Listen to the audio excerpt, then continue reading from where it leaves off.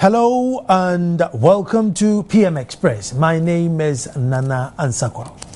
Now, the amendment to the Communication Service Tax Bill has divided Parliament and forced the Speaker to suspend its consideration. But although deliberations have been suspended, the majority in Parliament is determined to push through the amendment.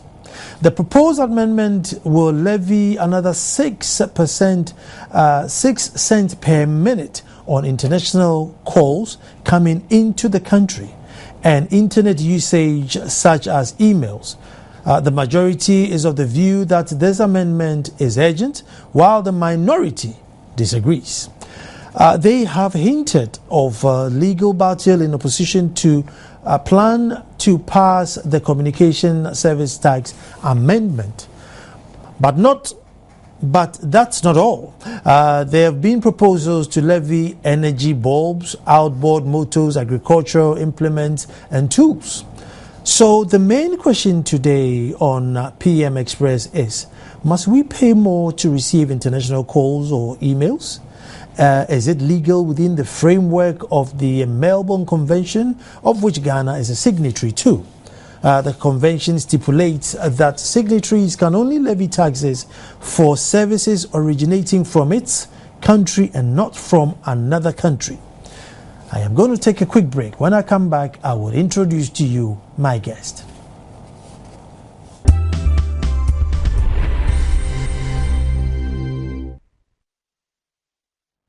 Hello and welcome back to the show. You heard my synopsis. We are looking at these extra taxes and extra levies that are being placed on items.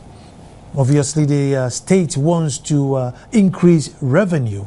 The ideal situation is that you spend less than what you make more than what you spend. And they have selected certain items which they are going to levy taxes on, i.e. incoming calls, incoming emails, agricultural equipment, energy-saving bulbs. But we're going to start the show by looking at the levies that are being placed on incoming calls and incoming emails. With me in the studio to discuss this is Kweku Kwarteng, who is the MP for Obuasi and also member of the Finance Committee in Parliament. Kweku, you're welcome. Thank you. Now, joining us, and he has apologized, he'll be here very soon, is the Deputy Finance Minister George Kwaku Ricketts-Hagen, who's also MP for Cape Coast. He'll join us very soon in this discussion. But I want to start with Kwaku, obviously, and find out what the minorities' beef is. The state needs money. We're all making calls. And so, put a few cents on every call that you receive and we have money. What's the minority against this for? Well, the minority, at least, and of course, is the NPP. The NPP, in principle, will not oppose attempt by government to raise more revenue for the purposes of national development. We have been in government before, and we know that a government would need to do that when it is necessary. But you must first look at the circumstances. You must look at the prevailing circumstances and decide whether at that time a tax will be useful. A particular kind of taxation would be helpful. That decision has to be made.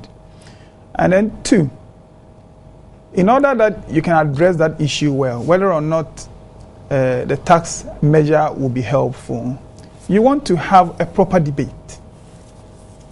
And that is what has raised the issue about it being an urgent bill that Parliament has to go through in a hurry. Because of what? So we've raised issues with the way it is being rushed through and denying Parliament the opportunity to really take a good look at it and to make the necessary changes for Kweku, what I find is, I understand that everything has to go through Parliament, and but it seems pretty obvious. I mean, it's just basically incoming calls. The amount we put on there, it's fairly negligible, if I may say. So why don't we just put a few cents on everybody's incoming call, and your son gets a school to go, my mother gets a hospital to go, and happy days. No, but before you come in, let me just acknowledge George Kweku Rickett-Hagan. Yes, of course, Deputy Minister for Finance, and also MP for Cape Coast. You're welcome to the show. Cape Coast South. Yeah, the good people of Cape Coast South. And welcome to the show. Thank you. So, Thank you. Yes, I was making a broad point in respect of these tax measures, that they are being rushed through too much, in my opinion, and in the opinion of many on our side, that we do not see the urgency at all. These are serious interventions. They would impact on economic activity, and one would have expected that government would take time and let Parliament look at this thing, bring the necessary changes, so that in the end we will be better off with these measures than otherwise. That is not happening. Two, if it is a point about raising money, we need to ask the question, around this time that consumer confidence is weakening, business confidence is weakening, and I'm referring to the most recent report of the Monetary Policy Committee of the Bank of Ghana report, their review of the economy. Is this the time you should be imposing these measures? Are there not alternatives? We're told even the 2011 Auditor General's report that 2.3 billion. Well, 1.3. If you use the current conversion, it's much bigger than the 2 billion stated in. I think they use a conversion rate of about 1.56 or so. Okay. Now, is government really exploring other avenues that would be more harmful to economic activity, that would not bring that much hardship on people? Has government explored all those alternatives properly? There are also questions we are asking as minority. But also, in respect of the communication services tax, for instance, there is an existing, as we all know, a communication service tax of 6% on the face value of the service. This came in 2008. And the argument was that allow the mobile phones and the electronic gadgets to come into the country free of charge. But once they are used here, then they pay this consumption tax called communication service tax. What is happening now is not only is government maintaining that, government wants to rope in the service providers to pay part of this tax. And they are particularly looking at the interconnectivities. That is to say, if I call you from one network to your network, from a different network to your network, there's a interconnectivity charge that the recipient service provider has to pay. Government is seeking to tax that. Now, it is important to note that that matter has been a subject of a court case.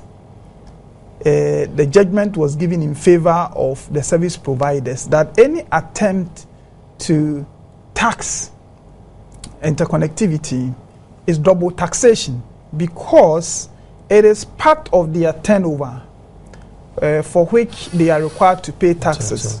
So my understanding is that government has appealed that decision, and what government appears to be saying is that, well, if you would want to take me to court on this, then I would now go to Parliament and get a law that legitimizes what a court has declared as double taxation. I take the view that if something is double taxation, you cannot cure it by legislation, because the affected persons could still go to court and defeat that legislation because it is double taxation. And these are some of the concerns that I think Parliament and the government must take time, allow the House to digest these things, do more consultation with the service providers so that we'll end up with a better deal. Quickly, before my good friend comes in. You are talking about special duty levy. It's one of the 5 interventions we will go there. Yeah, we will go there. We will go there.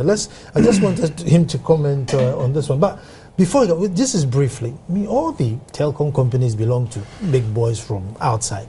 If we are going to tax them a little bit more to make money for the state, why would the minority, defend them? Well, that is not the point at all. I mean, we have laws, and those laws must work. No, but if the state has appealed. So if in case the appeal causes, it's fair to tax them. But, well, if the court says, the court ruled against government. No, but the government is appealing now. Yes, so whilst government is appealing, you think it is proper to bring a law to legitimize what the court has declared as illegitimate? Let me bring George. And in respect of that, I think we are also looking at Ghana as an investment destination. Mm-hmm. And I worry that these things begin to send signals that when a government is broke, it wants to do anything. Now, that is problematic. Besides, ultimately, these charges that are going on to the service providers would be transferred onto we consumers. Let me bring George in there. George, now, why should... this is not a life and death scenario. Can't it wait for Parliament to scrutinize this bill, to check to see if, what the court ruling was and everything before we go ahead and, trying to tax the telecom companies? Thank you very much. First of all, I want to correct my honorable friend here that Ghana is not broke. Secondly, it's down to the bone. Decision Ghana is not broke. Decision about taxes are not taken lightly in any country. Okay, government. At the end of the day, it's difficult. Being in government is difficult to run a government. It is, my honorable brother here. They've been in government before. Mm-hmm. Opposition. When you are in opposition, you can say whatever you want. But when you are faced with the realities, you have to govern. You have to make things happen. You have to grow the economy. You have to pay salaries and all the other things that government will have to do. On the 2013 budget statement, we did say that we are facing some challenges with a funding gap of 8 billion, and that the government or the ministry on behalf of government is looking at various ways of trying to address that situation. And yes, I do agree, taxes is not the only way. There are other ways that we are looking at. I mean, recently we have gone to Parliament and got resolution for a bond of 1 billion that we are hoping to raise. And then we are looking at the tax angles. It's a multiplicity of measures that you use in addressing sort of your fiscal management. And taxes happen to be one of them. You see, a lot of us, if we don't have to pay tax, we will be happy. Nobody wants to pay tax. But it is necessary that sometimes we look at areas of taxation or taxes to be able to plug in some of these holes that we have. And we've looked at a few areas. This decision was not taken lightly. It was not just we got up and came to Parliament and said we wanted taxes. Actually, we went to Parliament with a bond, which is one other initiative, before we brought the taxes issue in. But can I just quickly, the telecom issue is an interesting one, and I wouldn't want to say too much about it because it is still on the floor of Parliament, and it's still being debate. We're debating about it and looking at. We've gone to Parliament, obviously, proposing what we want to do, and then we are facing some, difficulties and different, school of thought on this. And I pray and hope that in the end we will be able to come, to some decision. One of the taxes we took to Parliament, for instance, we had gone for a much lower amount, and Parliament suggested that we should add a little more. Okay, the decision to, we want to be able to do things or be able to address our fiscal situation without compromising on growth. So even the amount of taxes that we are slapping on things were done, with that thinking. Quick one. So the government is hoping to raise 371 million cedis, but it doesn't say what time. Is it within a year or? Well, I mean, once tax becomes payable, obviously, when the laws are passed. But we have stated here, the duration when we want to apply these taxes, and if it achieves, or if those, if it achieves, the purpose within the time frame, they will be reversed as we have done. In fact, some of the taxes we are bringing are basically taxes that we are reimposing those taxes. They were there before for a purpose. As it served that purpose, they were removed. And then we are bringing them back again. And when it serves the purpose, we will remove it again. This is how you manage an economy. It's not static. You need to be thinking outside the box, doing different things. It's like pulling a lever. We sit at the Ministry of Finance, you need to be moving things in a different direction. You can't say, we taxed this before, we've removed the tax, so we can't go there again. These people are with us in court, therefore we can't look at this. Our job is to manage the economy of Ghana prudently, to be able to grow the economy. That is our mandate.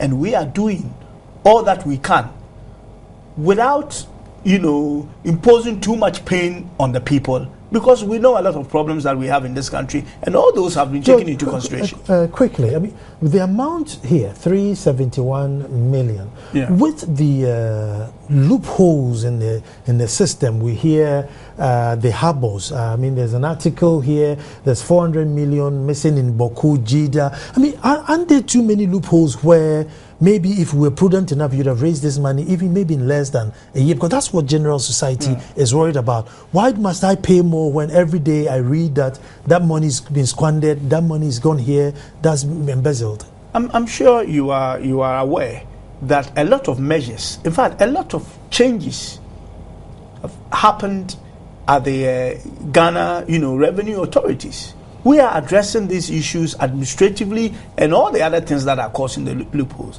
As I said, you need a multifaceted approach. It's not just by, saying that you are plugging the loopholes. But you need to, we are dealing with time here.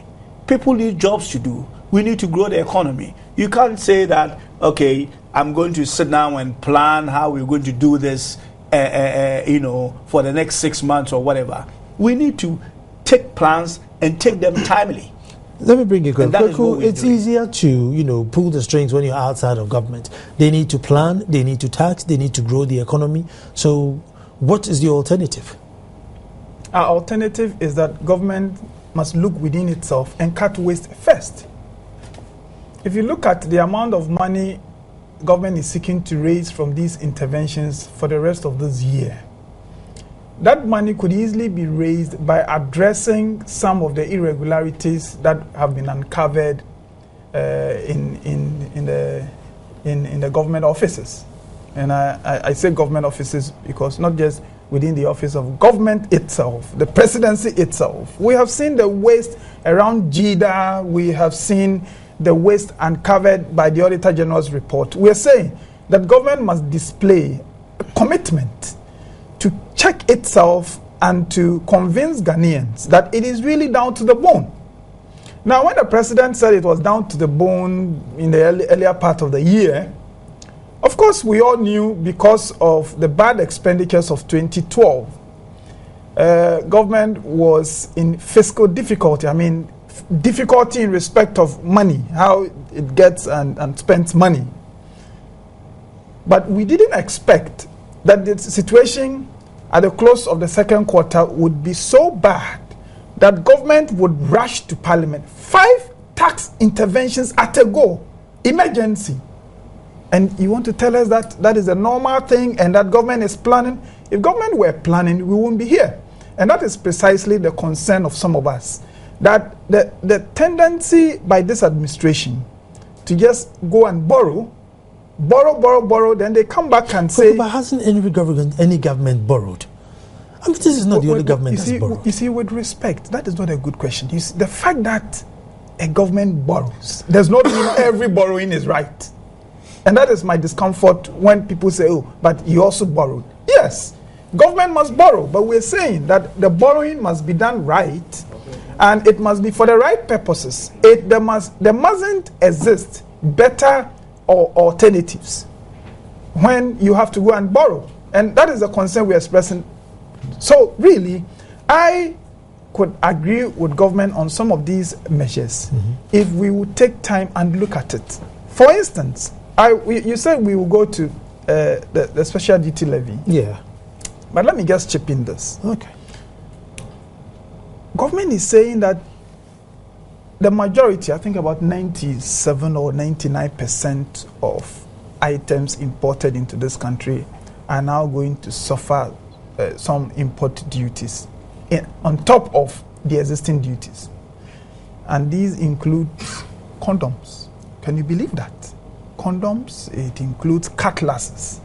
It includes a wide range of items that would obviously go to make the ordinary people out there for whom life has become difficult because of the problems, the difficulties our economy is going through right now.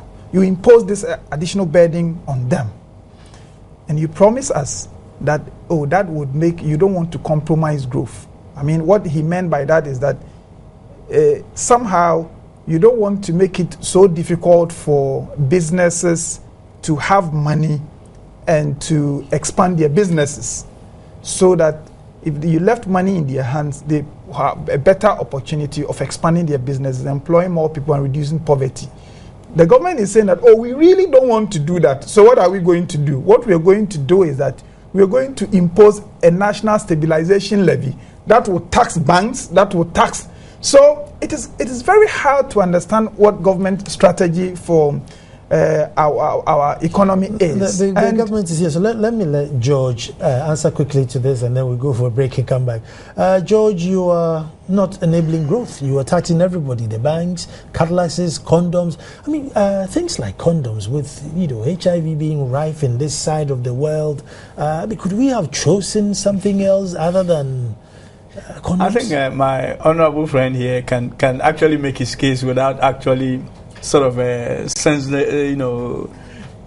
creating a some kind of a sensation, out of you're it, not going to tax condoms, or sort of create some kind of a panic or alarm that condoms are going to be taxed, and that. No, I'm not saying that we are not. I'm saying exactly. That without you're taxing condoms, true or false. You are sort of trying to popularize certain things by saying that we are going. Look. Are you taxing condoms or you are not? Let me tell you something.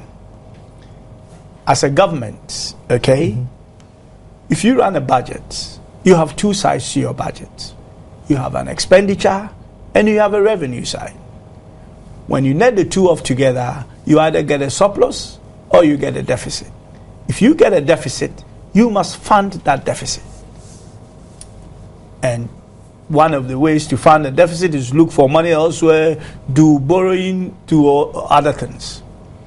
We are trying to stay away from asking central bank to, sort of borrow on basically crowding out the market, because some of the problems we have with people not getting access to loans and other things is as a result of government. Will condoms be taxed?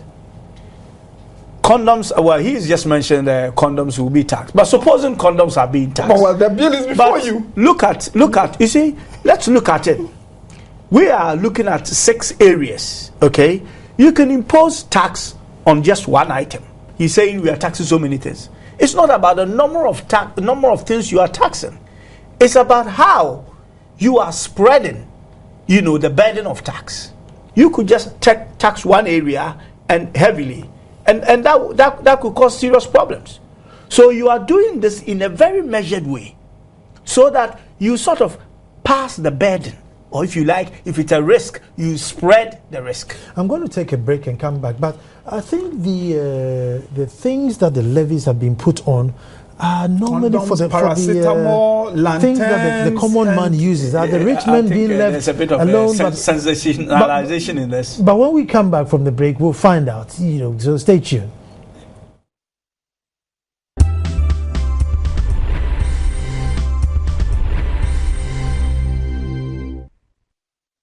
Hello and welcome back to the show. And as I say, sometimes the conversation behind camera is more even exciting than the ones on camera, but that's not for public consumption. That's just for in-house consumption. I am talking to the Deputy Minister of Finance, George Kwaku Rickett-Hagen, who's also the MP for Cape Coast South. And then I'm talking to Kwaku Kwarteng, MP for Obuasi and member of the Finance Committee of Parliament. But I think you want to make a reaction with regards to expenditure. Yes, with regards to my honourable friend's comment on us not looking at expenditure. That is not true.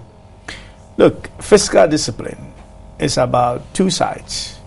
It's about the revenue side and expenditure side. And for us to be able to achieve the sort of fiscal consolidation we are looking at, we obviously have to look at expenditure.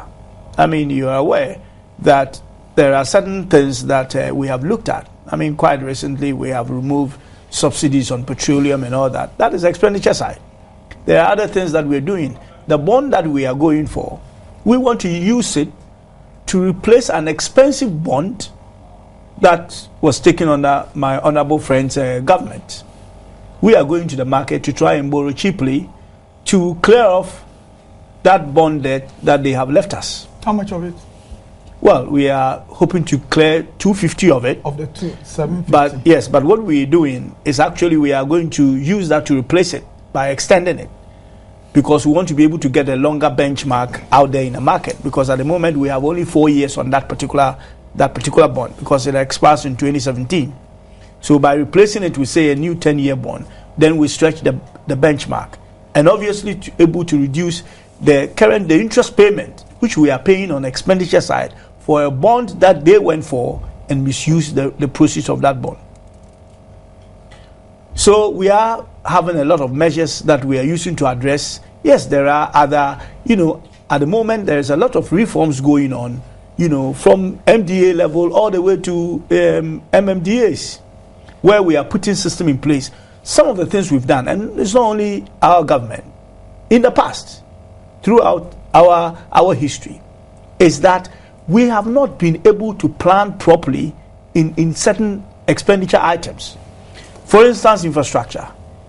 We have done infrastructures out of budget, where we have borrowed short-term to finance a long-term project.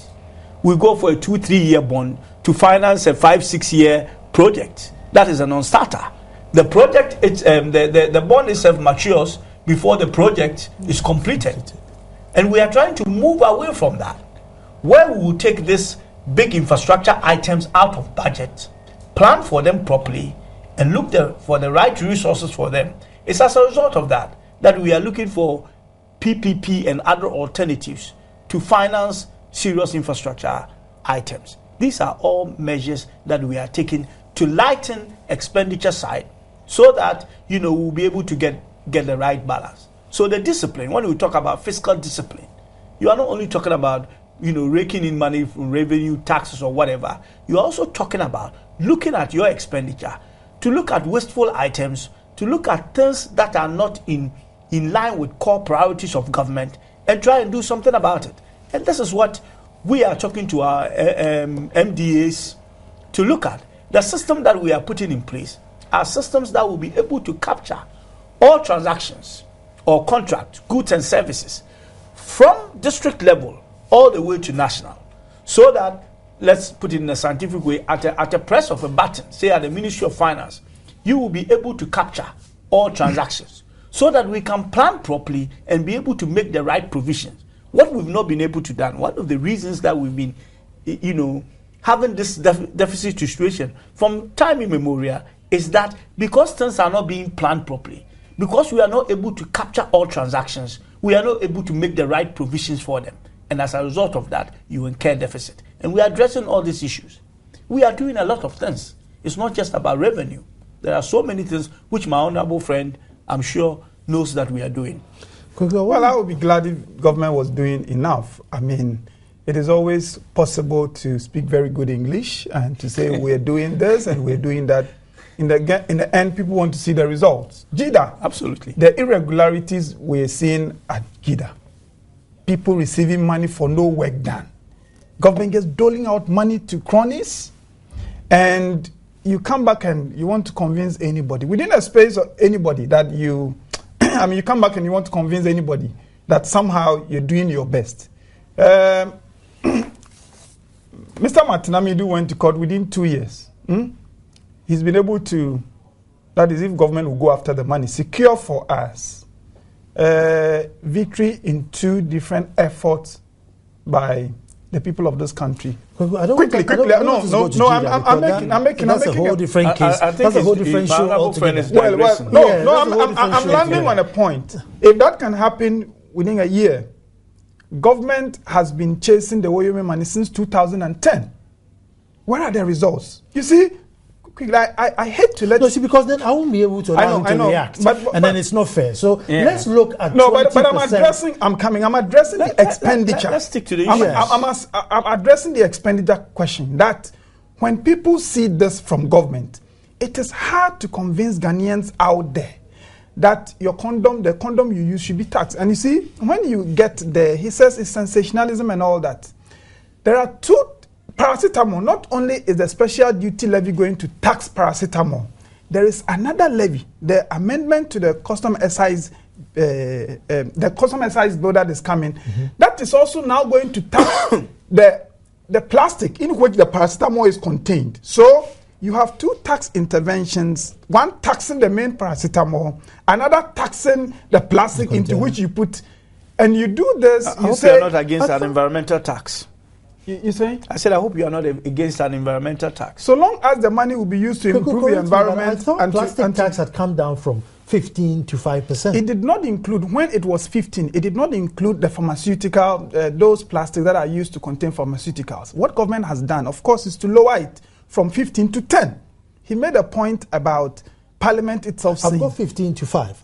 You say? I've got 15. That was our initial proposal. Okay. And then Parliament, take it to 10. That is the embarrassment. Yes, with my honourable friends present. Well, I was there and I was appalled. Let me tell you why I was appalled. Running this country is the business of the executive. The executive sits down, my good friend here, they sit in the Ministry of Finance, they determine that there is a need, 5% will be sufficient. They bring us the estimates. And then what? Members of Parliament, using their majority, say, we as members of Parliament think you must have more. When government itself has decided that 5 will be enough.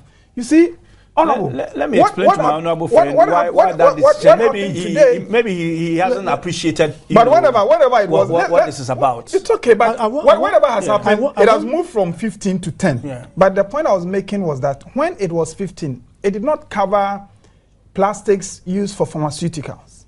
Now it has been dropped to 10. Now that 10 includes plastics used for pharmaceuticals.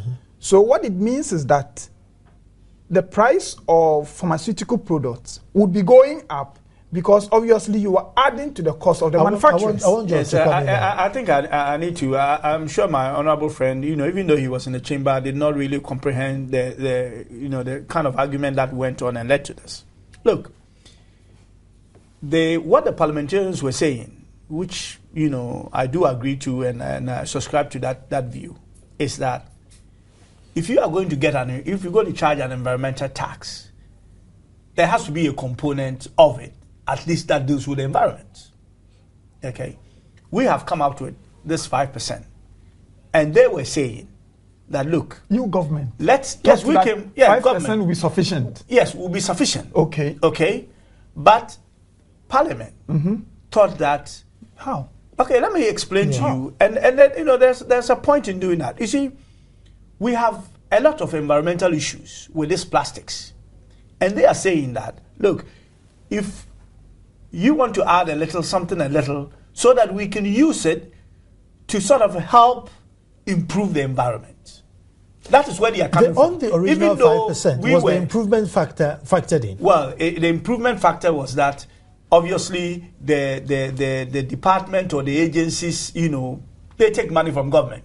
So obviously the money we give to all these people has some component for environmental work. So we have built that in. You found no need to slap this additional 5%? The additional, that's what I'm saying, that the additional 5%, and it was voted for unanimously in Parliament. What? Why? Were you not in the House today? We wouldn't. It was bulldozed through by the majority. Look, what happened today was an embarrassment. Okay. Well, George, it was. And for an executive, I was going to, if I got the opportunity to speak, yes, you may I wanted to make the point you may that have an issue on the that. ministers in the House had to respond. That look, we brought the bill. Yes. We have done our calculations. Yes, and members of Parliament who are not in those ministries tell you what to do, and you just sit there and you accept it and you're defending it here. It was not like, oh, take more money and then spend. They came should have with gone back to the ministry. They came where with they deal with the environment. That, Please let George and it does make sense when you think about it. I mean, we were dragging our feet a bit because, as I said, the idea is not to slap tax, you know, everywhere. We want to do this in a measured way, with having, as I said, we want to do things without compromising on growth. George, before I bring Kwaku in, and can I just finish on that point? I saw reason in why an environmental tax should have some component. Whether it should be 10% or not is what we in the end ended up with. And I understand his argument that we came for 5% and then. But because you thought I also understand the argument from members of Parliament who, in their wisdom, thought that maybe a little more to cater for the environment, which in the long run will live for our children and our children's children, should also be, you know, sort of thought about when we are making this. Before I bring you in, George, I know it's difficult running government. I've probably fail abysmally at it. But all the things that are being taxed are, paracetamol for the ordinary man, Catlax for the ordinary farmer. Weren't there any other things where, you could channel your taxes where it doesn't affect them too much? You see, recently I hear people advertising on Porsche, and I say, hey, really, in Ghana? Saying that the market was ripe for Porsches, and, couldn't we direct? as I said, you just don't look at one thing. There are so many things you look at. You are managing an economy, so you've got to look at so many things. I mean, some of these taxes, there are ways of getting exempted from it, which if you apply for, you can apply to the Ministry of Agric, you can apply to the fisheries and get exemptions of certain things. I'm looking at Yao Manfi, who has a 1 acre farm in Edumasa. I mean, is he going to write a letter to say, I need to go and buy a cutlass? I used to pay 10 cedis, now it's 12 cedis. And sometimes, if you live outside of Accra, this is significant. I do understand. You see, but there are so many other things. It's a give and take situation. There are so many other benefits that farmers get, that fishermen get. We have premix, which is less than 50%. There are so many things. It's a balancing act. At the end of the day, we want some services, we want certain things paid for in this country, and somewhere along the line, we need to find the money to do these things. I mean, you can't expect everybody to get free lunch, because 1 minute he's got fertilizer at a discount, now he wants his cutlass at a discount, now he wants seed. We must pay for something at some point. Yeah, I agree that you can't get free lunch all the time, but if somebody get their 1 cedi, they are going to buy their kenke, and you want to tax them, that's not free lunch matter. This is actually the man with his 1 cedi going to find his mother's food to eat. You are taxing the 1 cedi and you say you can't get free lunch. The person has not come to you for free lunch. You see? No, but that person with the 1 cedi also wants services from the hospital, the roads, and the school. And he has to pay. If you're paying and the money will not be used to pay illegitimate expenditures, JIDA and all those things, then you will do it. Now, I'm coming. Yeah. Besides, it's only when you borrow an Eurobond that you use it to do something else. So that brings a different as for the Eurobond, I didn't want to respond to you. If you remember, on the 26th, quickly. He made that point, I forgot to respond to him. On the 26th of June 2009, this government gave a testimony on how the Eurobond money was used. There's an outstanding $195,000 that they have to, 195 million US dollars, which they have to account for. According to them, the Eurobond money was used for productive investments. I'm quoting you. So let's not get into this business. I was a member of the transition team in that time. On the so were you lying? Were you lying when this was not my findings? Let's take this. I went on that Eurobond. All governments have their ups and downs. It's okay. So let's just. I even think that whatever during the transition you might have seen. Including all the prosecutions you were going to do, which never happened. That the money was used irresponsibly. It's okay, prosecute those people. I would have agreed with you if you did that. But the point the question we're dealing with now is that government is imposing these taxes. We did hear the deputy minister indicate a while ago that they don't want to come to the domestic market and borrow, because if they did that, businesses will not be able to get the money. It's a balancing act. Yes, so it's a balancing act. So they're going out to the international capital market to borrow there. Good. Because you can borrow cheaply there. So on the one hand, you are supporting business.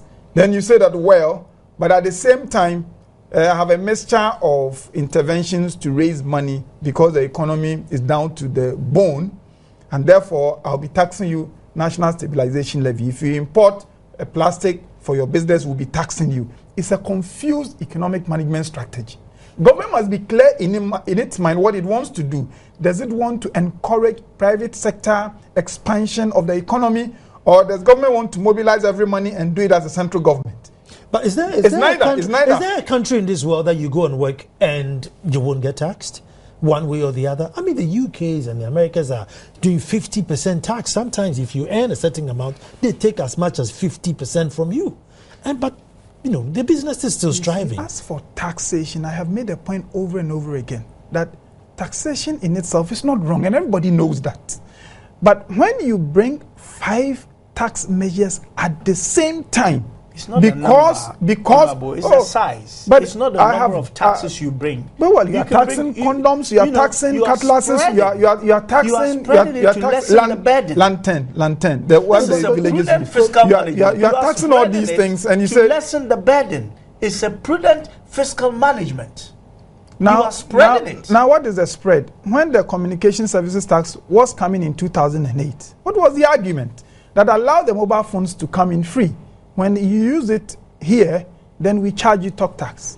Today, that talk tax is being expanded to capture the service providers, and the mobile phone is also now going to be taxed. You are taxing everything. Before I bring George in, when you say 5 taxes at once, it feels as if there's 5 taxes on one item. So let's say there's let me tell you how this tax on this, that tax on let me tell you. If it's 5 taxes on so many items in different times and different forms, then it could have been 20. Some of them are not on items. Some of them, they are taxing companies. If you tax the bank, what do you think will happen? They'll pass it on to consumers.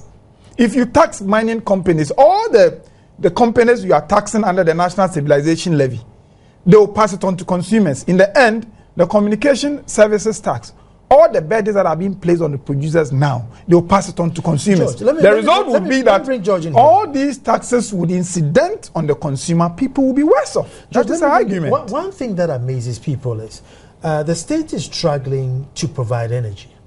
The last thing you want to do is to, drive people away from being energy efficient.